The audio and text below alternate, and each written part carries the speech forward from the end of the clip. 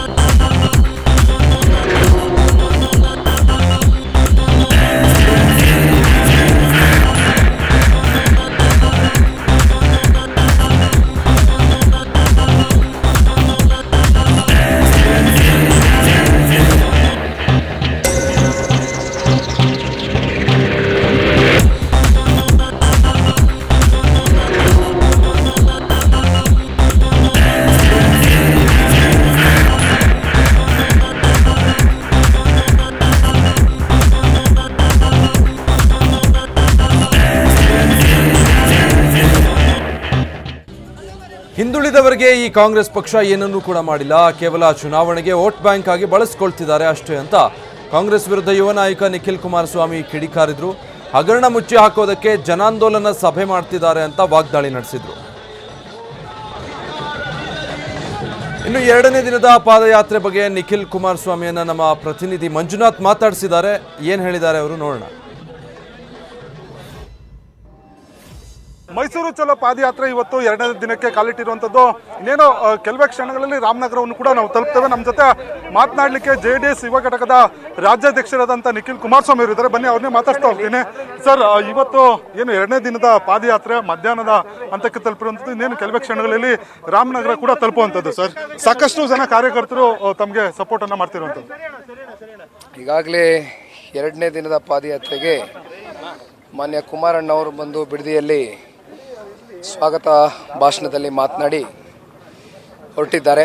ನಮ್ಮ ಎರಡೂ ಪಕ್ಷದ ಕಾರ್ಯಕರ್ತರು ಈಗಾಗಲೇ ಸುಮಾರು 10 ಕಿಲೋಮೀಟರ್ ಪಾದಯಾತ್ರೆ ಮಾಡಿ ಊಟ ಮಾಡಲಿಕ್ಕೆ ಎಲ್ಲ ಕಾರ್ಯಕರ್ತರಿಗೆ ವ್ಯವಸ್ಥೆಗಳನ್ನು ಮಾಡಿ ಎಲ್ಲ ನಾಯಕರುಗಳು ಊಟ ಮಾಡಿ ಒಂದು ಅರ್ಧ ಗಂಟೆ ಎಲ್ಲರೂ ವಿಶ್ರಾಂತಿ ತಗೊಂಡು ಮತ್ತೆ ಇವಾಗ ರಾಮನಗರದ ಬಸ್ ಸ್ಟ್ಯಾಂಡ್ ಕಡೆಗೆ ಹೊರಟಿದ್ದೇವಣ್ಣ. ಭಾಳ ಯಶಸ್ವಿಯಾಗಿ ಸಾಗ್ತಾ ಇದೆ. ಸಾರ್ವಜನಿಕರು ಕೂಡ ಈ ಒಂದು ಪಾದಯಾತ್ರೆಯಲ್ಲಿ ನಮ್ಮ ಜೊತೆಯಲ್ಲಿ ಕೈ ಜೋಡಿಸ್ತಾ ಇದ್ದಾರೆ. ಸರ್, ಏನಂದ್ರೆ 2 ದಿನ ಕಂಟಿನ್ಯೂಸ್ ಆಗಿ ನಡೆದಿದ್ದೀರಾ. ಸೊ ಸಾಕಷ್ಟು ಎಲ್ರಿಗೂ ಒಂದಷ್ಟು ಕಾಲ್ ಪೇಯ್ನ್ ಆಗಿರ್ಬೋದು, ಈ ಥರದ್ದು ಫಿಟ್ನೆಸ್ ಇದು ವಿಚಾರಗಳಾಗಿ ಸಾಕಷ್ಟು ಸಮಸ್ಯೆ ಫೇಸ್ ಮಾಡ್ತಿರ್ತಾರೆ. ತಾವು ಕೂಡ 2 ದಿನದಿಂದ ಕಂಟಿನ್ಯೂಸ್ ಆಗಿ ನಡೀತಿದ್ರೆ ಯಾವ ರೀತಿ ಫೀಲ್ ಆಗ್ತಿದೆ ಸರ್? ನನಗೆ ಏನಿಲ್ಲ ಅಣ್ಣ, ನಾನು ಡೈಲಿ 20 ಕಿಲೋಮೀಟರ್ ರನ್ನಿಂಗ್ ಮಾಡ್ತೀನಿ ಟ್ರೆಡ್ಮಿಲ್ ಮೇಲೆ.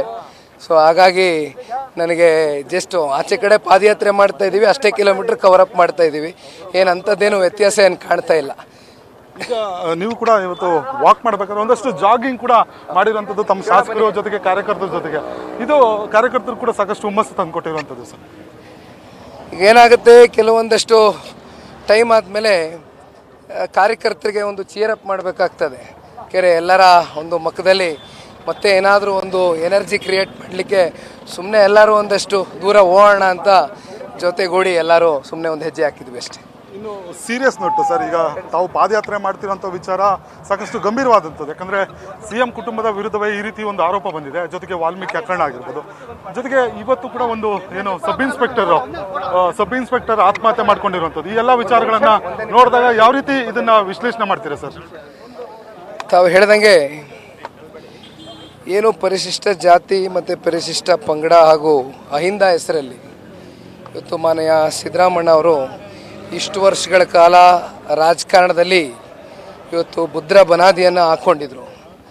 ಅದೇ ಎಲ್ಲೋ ಒಂದು ಕಡೆ ಇತ್ತೀಚಿನ ದಿನಗಳಲ್ಲಿ ನಡೆದಿರ್ತಕ್ಕಂಥ ಈ ವಾಲ್ಮೀಕಿಯ ನಿಗಮದ ಒಂದು ಹಗರಣ ಇರ್ಬೋದು, ಜೊತೆಯಲ್ಲಿ 2 ದಿನದಿಂದ ನಮ್ಮ ಬೆಳಕಿಗೆ ಬಂದಿರತಕ್ಕಂಥ PSI ಇವತ್ತೇನು 20-25 ಲಕ್ಷ ಇವತ್ತು ದುಡ್ಡು ವಸೂಲಿ ಮಾಡಿ ಒಂದು ಟ್ರಾನ್ಸ್ಫರ್ಗೆ ಇವತ್ತು ಕೊನೆಗೆ ಆ ಟ್ರಾನ್ಸ್ಫರ್ನೂ ಕೂಡ ಮಾಡ್ದಿರಾ ಅವ್ರು ಭಾಳ ಮನನೊಂದು ಇವತ್ತು ಆತ್ಮಹತ್ಯೆಗೆ ಶರಣಾಗಿರ್ತಕ್ಕಂಥದ್ದು ಭಾಳ ದುಃಖಕರವಾದಂಥ ಸಂಗತಿ. ಆ ಹೆಣ್ಣುಮಗಳಿಗೆ ಇವತ್ತು 1.5 ವರ್ಷದ ಪಾಪು ಇದೆ, ಜೊತೆಯಲ್ಲಿ 7 ತಿಂಗಳು ಗರ್ಭಿಣಿ ಅಂತಕ್ಕಂಥದ್ದನ್ನು ನಿಮ್ಮ ಮಾಧ್ಯಮದ ಮೂಲಕ ನಾವೆಲ್ಲ ನೋಡಿದ್ವು.